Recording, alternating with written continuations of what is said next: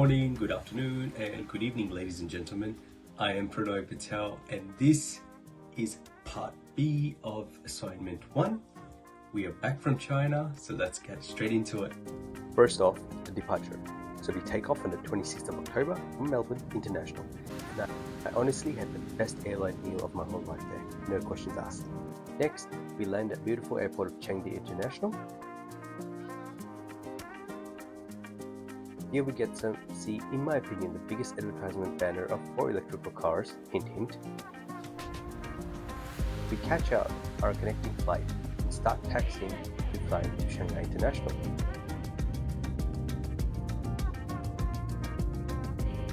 We reach Shanghai about solid 5 hours before the rest of the study tour group, so we decide to catch a cab and unload at the hotel, and we call it a day after a long, tiring, but an exciting flight.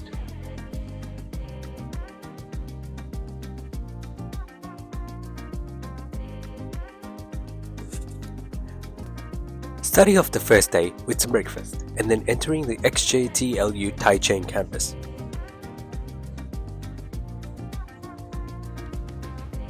We start off with our first lecture with Dr. Joseph, who gave us the insights into how to do business in China, and how, compared to Australia, business relations have interpersonal dimensions and not just transactional one.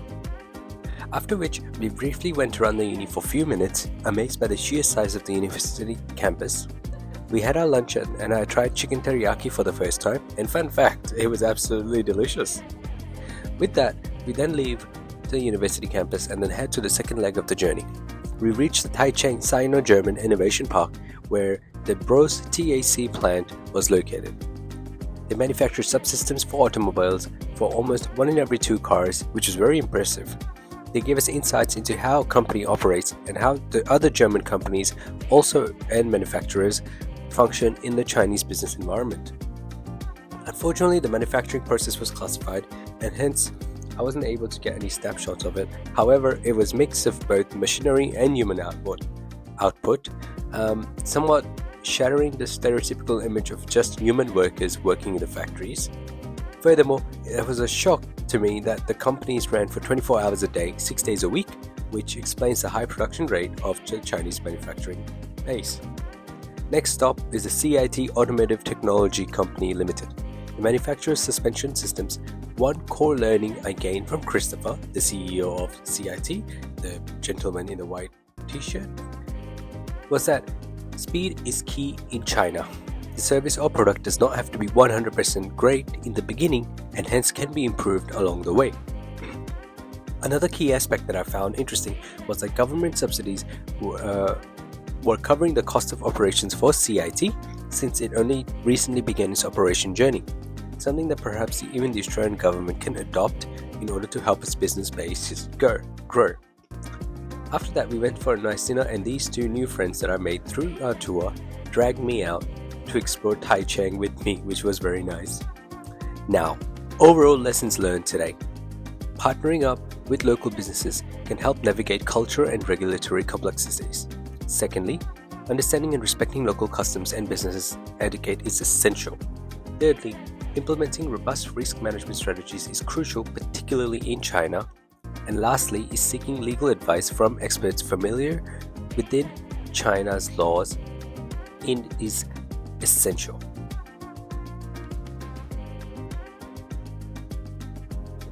Okay, so we're back on campus on day 2, being mesmerized by the sheer size of the campus again. Dr. Lau Tek Chai, or TC, took the first lecture of the morning. He went in depth regarding electrical vehicles, especially within the context of China and how it aims to dominate the global markets. Exploring the EV sector is going to impact everybody in future, and how it's being done in China in the Chinese way. We also had a chance to immerse ourselves a little bit into the new and innovative style of learning that XJTLU was implementing. This was evident by the team's development of autonomous swarm drone technology. We then head to Suzhou Museum as well as Bingjiang Road.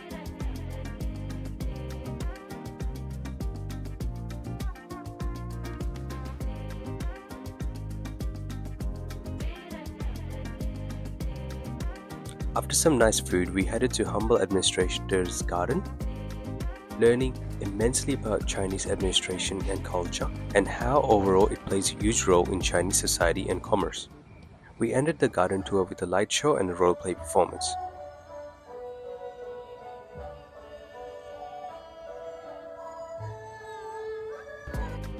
Whilst going back to the hotel, a deep respect and improved understanding of cross-cultural competence in China was beginning to come in me.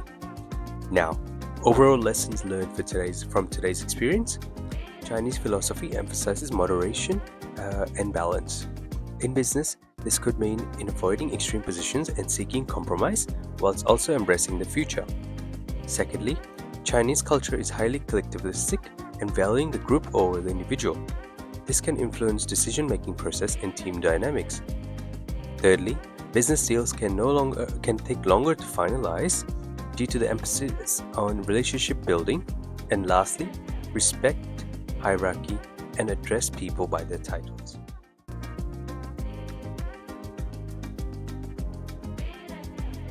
The third day was arguably my favorite one. The day commenced with some very innovative and high quality presentations by students from XJTLU about their new revolutionary products. Here is our amazing group photo from the day after lunch. Next, we arrive at Neo Delivery Center. As soon as I enter the building, we see a huge network set up by Neo covering China, going as far as the Himalayas, which really goes to showcase how seriously China takes its EV sector. We were able to see the nitty-gritties of the Neo cars up close, while the company representatives really helped widen my scope and understanding as well as a perception on electrical vehicles. New technologies such as battery replacement in order to save time on recharging was something brand new to me. Seeing the process firsthand really displayed the level of maturity that the Chinese EV sector had achieved.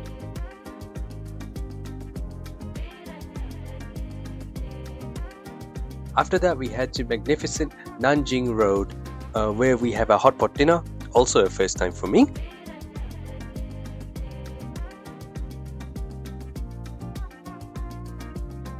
We also went sightseeing and enjoyed some views on the ferry of the Shanghai shoreline.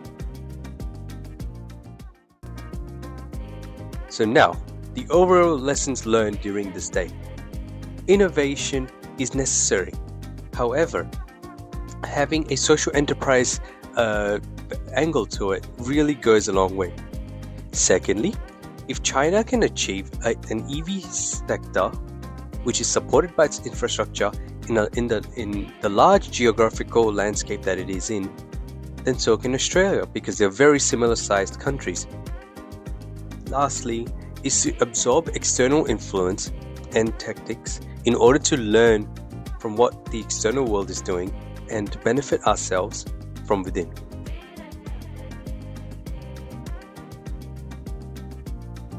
Today is the fourth day and we depart to Weaver Software Park. There, the CEO of the company gave us a short tour of their company, after which the managerial team of Weaver gave us a presentation on how their company operates and how it facilitates other companies to operate effectively and efficiently. The software also seemed to make departments of other companies interoperable using smart automation. The vast customer base also indicated that the advancement that the Chinese business sector has made in adopting the 21st century modes of operation. Looking back into history, we went sightseeing in Shanghai, where beautiful ancient artifacts were preserved. This is also where I had my very first Chinese equivalent of bento box, I suppose, which was one of the best meals I ever had. Next up was Wuxi AppTech. They're an R&D company which primarily focuses on pharmaceutical sector. With clients in over 30 countries, the company representative giving us a mini tour of the company displayed the advancement that has been achieved by Wuxi AppTech and how they plan on expanding their business in future. Next up was Digital C.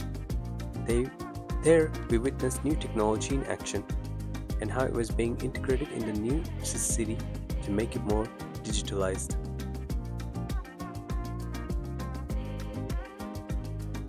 Lastly, the day came to an end with a dinner with Shanghai officials who were kind enough to give us their expertise and insights into how one can go about investing into the city and what kind of support is available to them. Now, overall lesson learned from today's experience. Chinese businesses are constantly adopting new technology-based solutions. Secondly, the pharmaceutical sector in China still is booming. Thirdly, the Chinese city are being developed from ground up with 21st century in mind, rather than following the older template. Lastly, whilst China still has retained its easy to invest and to do business environment for potentially new investors.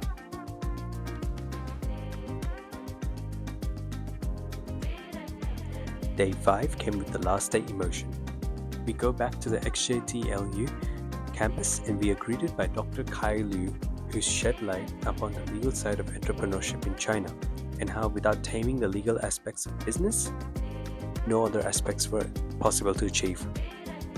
After that, Dr. Stephen Hai sheds light upon what the current state of Chinese innovation sector is and how in future it aims to be a world leader. With that, we reach the closing ceremony of the study tour.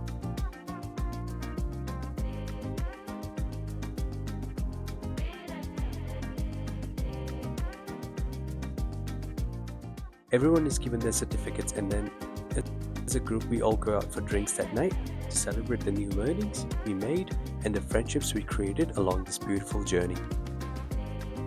Now, for the overall lessons learned from today's as well as the whole week's experience. Chinese legal system. Firstly, the Chinese legal system is a completely different ballgame to the normal mainstream legal system in the West that we are familiar with.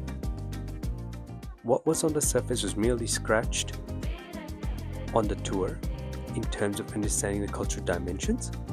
And lastly, sustainability and progress can go hand in hand if done correctly. Now, for the final conclusion remarks. All things come to an end, but the memories and friendship which are made, they stay for life. Thank you very much. Have a nice day. 谢谢。